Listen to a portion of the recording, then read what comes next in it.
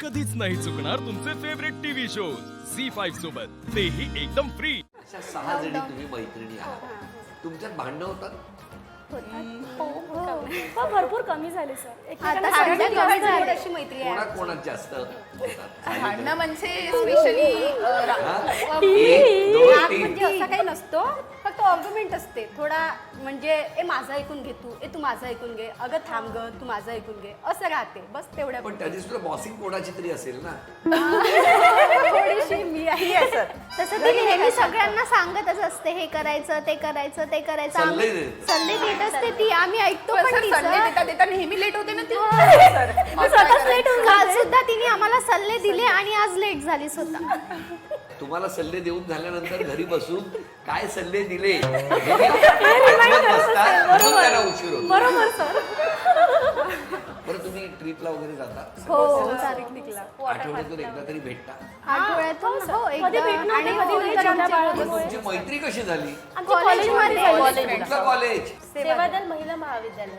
सेवादल महिला महाविद्यालय. इथे तुम्ही तुमच्या कॉलेजच्या शिक्षणासाठी आला आणि तिकडे तुम्ही एकमेकींना भेटला आणि तेव्हापासून तुमची मैत्री झाली. म्हणजे 10-12 वर्ष झाले. तुम्ही मैत्री तुमची 10-12 हो वर्ष. 2011.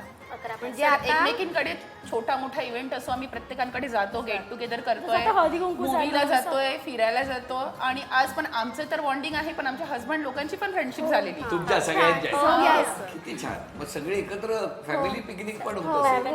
हो सर. क्षमा मागायची असेल तर तुम्ही कोणाची? नवऱ्याचीच डायरेक्ट. सगळ्या जणी एक मताने नवऱ्याची. नाही नाही, मी तर आई वडिलाचीच मागेल. तुम्ही आई वडिलांची Obviously, क्षमा. हां. तुम्ही?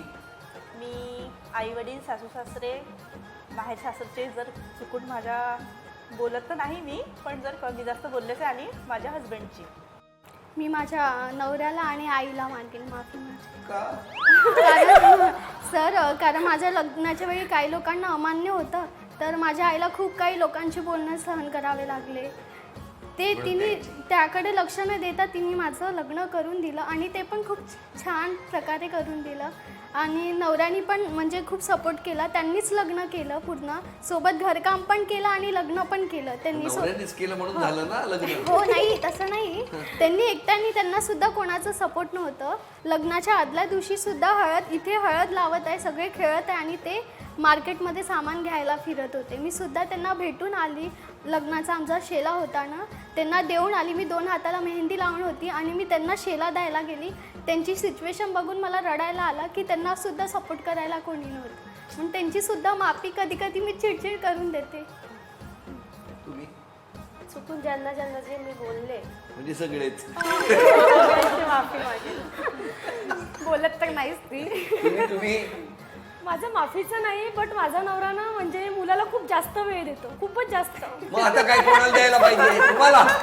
मला थोडा तरी वेळ द्यायला पाहिजे. मुलाला देतो का? पण जास्त देतो ना सर. जास्त मग तुम्हाला किती पाहिजे सांगा? जसं त्याचं 8:30 तासाचं ऑफिस जरी असं तरी 2-3 तास तरी आपले हवे, पण त्यातले पण काही नाही, नुसतं मुलाला. तुम्ही? सर मी घरातल्या सगळ्यांना माफी मागेल की कधी कधी काय होतं ना, रागामुळे एखादा शब्द माझ्याकडून कोणाला चुकून जास्त बोलण्यात आला असेल, त्यासाठी मी घरातल्या सगळ्यांना माफी मागेल. झी5 ॲप डाउनलोड करा आणि पहा सर्व एपिसोड्स एकदम फ्री.